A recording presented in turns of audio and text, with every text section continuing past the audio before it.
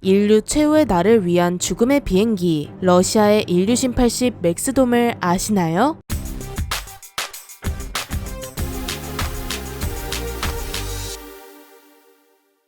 안녕하세요. 지식스토리입니다. 저희가 1년 전쯤 지구의 종말을 알리는 미국의 2호 나이트워치를 소개해드렸습니다. 이는 핵전쟁이 발발하면 미국 대통령이나 군 장성 등의 국가 주요 인사를 태우고 최후까지 작전을 수행하는 기체입니다. 이때 실제 작전이 시작되었다는 건 인류가, 아니 지구가 종말 직전이라는 뜻이죠. 하지만 이런 무기가 과연 미국에만 있을까요? 미국과 핵전쟁을 할 나라에도 있어야겠죠. 미국의 최대 라이벌인 러시아에도 나이트워치와 비슷한 기체가 있는데요. 바로 핵전쟁용 지휘 통제기 일류신 80 맥스돔입니다. 그럼 이번에는 2호 나이트워치와 함께 절대 사용되어선 안 될 무기 일류신 80 맥스돔에 대해 알아보겠습니다. 과거 소련은 미국과 똑같은 고민을 하게 되는데요. 과연 핵전쟁이 발발하면 소련이라는 국가가 승리할 수 있을까? 아니 생존이라도 할 수 있을까? 라는 고민이었죠. 정말 만에 하나라도 핵전쟁이 시작되면 핵무기가 지상의 모든 것을 파괴할 것입니다. 이때 아무리 핵무기를 발사한 국가라도 자국까지 멸망하는 걸 바라진 않을 텐데요. 자기 나라라도 살리려면 지휘부가 안전해야 하는 것이 첫 번째이지만 그 방법이 마땅치 않습니다. 벙커라고 안전할까요? 벙커버스터라는 벙커 전용 무기가 서슬퍼렇게 기다리고 있는데 벙커라고 안전하진 않을 것입니다. 수백 미터 아래에 벙커를 짓는다면 살아남을 확률도 있긴 하지만 그 위로 핵 몇 방이 떨어져서 입구고 뭐고 다 무너지면 생존은 할 수 있을지언정 정말 딱 살 수만 있는 것입니다. 그럼 승리는 물론 지휘 통제도 불가능하겠죠. 그래서 인간이 선택한 방법은 하늘입니다. 미국이 선택한 것과 같은 방법인데요. 1962년으로 거슬러 올라가 보면 소련이 반미 세력인 쿠바를 이용해 미국 코앞에 핵미사일을 심으려 했습니다. 이런 사건을 겪은 미국은 데프콘까지 상향 조정하고 항모로 쿠바를 포위하는 등 소련에게 대항했습니다. 위기를 무사히 넘기긴 했지만 간담이 서늘해진 미국은 제대로 된 대응 체계를 만들었는데요. 공중에서 기본적인 지휘 통제는 물론 핵무기까지 발사할 수 있는 어마무시한 무기를 만들게 되죠. 그렇게 미국의 최종 병기인 2호 나이트워치가 뜨게 됩니다.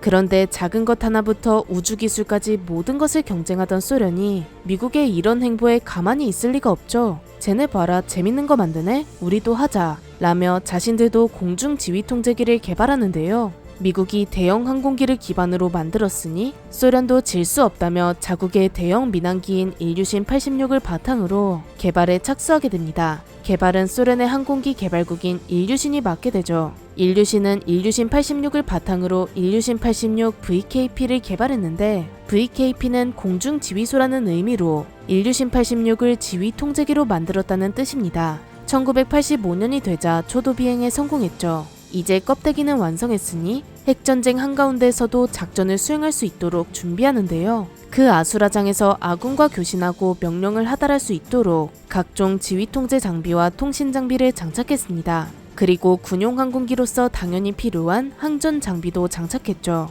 여기까지 계획대로 잘 진행되었으며 이제 별다른 문제가 없다면 1992년부터 배치될 계획이었는데요. 그런데 사소한 문제가 발생했습니다. 그렇게 큰 문제는 아니고 국가가 망해 사라져버린 아주 사소한 그런 문제였죠. 하지만 걱정은 하지 않으셔도 됩니다. 다행히 소련을 잇는 러시아가 공중 지휘 통제기의 개발을 이어받아 완성할 수 있게 되었죠. 명칭은 일류신 80 아이마크로 나토에서는 이를 맥스돔이라고 부릅니다. 일류신 80 맥스돔의 재원을 살펴보자면 사실 국가 기밀사항이라 자세히 알려지지 않았는데요. 그래서 대신 맥스돔의 바탕이 된 러시아의 일류신 86 대형 항공기의 재원을 살펴보겠습니다. 일류신 86의 전장은 60.21m이며 중량은 215톤입니다. 승무원은 총 4명이고 최대 탑승 인원은 350명입니다. 최대 탑재 중량은 40톤, 최대 항속 거리는 5000km이죠.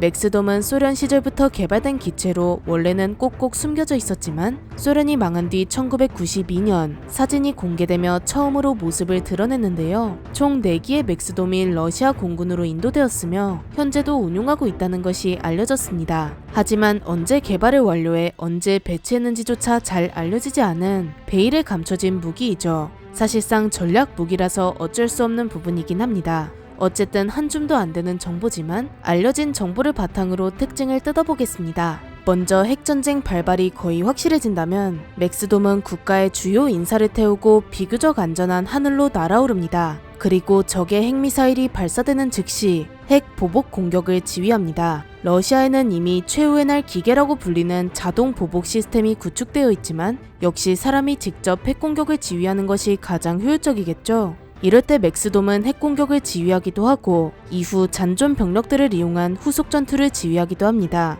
이렇듯 전 인류를 몰살시킬 수도 있는 최악의 전쟁에서 유일하게 살아남을 수도 있는 맥스돔은 무엇보다 안전이 가장 중요합니다. 맥스돔의 안전은 곧 러시아의 생존과 직결되기에 기체의 취약점을 최대한 없애고자 노력했습니다. 만약 주변에서 폭발이 일어나거나 이상현상이 생겼을 때 가장 위험한 부분이 바로 문인데요. 아무리 밀폐를 잘해도 틈이 생기기 마련입니다. 따라서 맥스돔의 모체인 일류신 86에는 문이 8개나 있었지만 맥스돔은 딱 1개의 문만 남겨놓고 다 없애버렸습니다. 그리고 조종석을 제외한 기체의 모든 곳의 창문을 없애버렸죠.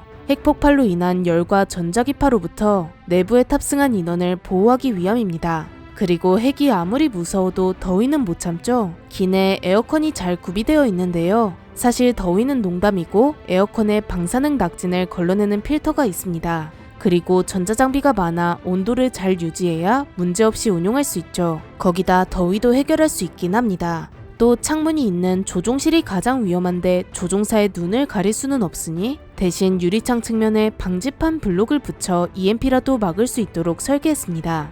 여기서 EMP란 전자기 펄스로 파동을 이용해 전자기기에 과전류를 일으키는 방식인데요. 보통 핵무기가 터지면 EMP도 같이 발생하는데 EMP에 노출되면 사람에게는 해가 없지만 전자장비는 영구적으로 고장나버립니다. 이 부분을 제대로 신경 쓰지 않으면 말짱 도루묵이죠. 이와 더불어 많은 전자장비들을 아예 아날로그식으로 대체해서 EMP에 타격을 입지 않도록 만들었습니다. 그럼 맥스돔이 이 정도 방어력을 가지고 있다는 건 알겠는데 이제 하늘에서 지상의 아군과는 어떻게 교신할까요? 바로 맥스돔 외관에 닭 벼슬처럼 툭 튀어나와 있는 돔이 그 열쇠입니다. 이 돔은 첨단 위성통신 장비인데요. 지상에 있는 통신시설보단 우주에 있는 위성이 비교적 안전하기 때문에 위성통신시설은 필수적입니다. 또 러시아처럼 넓은 영토도 커버 가능하죠. 그리고 꼬리 날개에는 초저주파 무선 통신 장비를 장착해 필요시 견인식으로 운용할 수 있습니다. 이런 통신 장비들을 이용해 지상이나 바다에서 작전을 수행하고 있는 비교적 가까운 아군과 교신할 수 있습니다. 이제 작전 시간을 알아볼 텐데 이것 역시 밝혀진 부분이 없어서 일류신 86을 바탕으로 맥스돔의 작전 시간을 유추해 보도록 하겠습니다.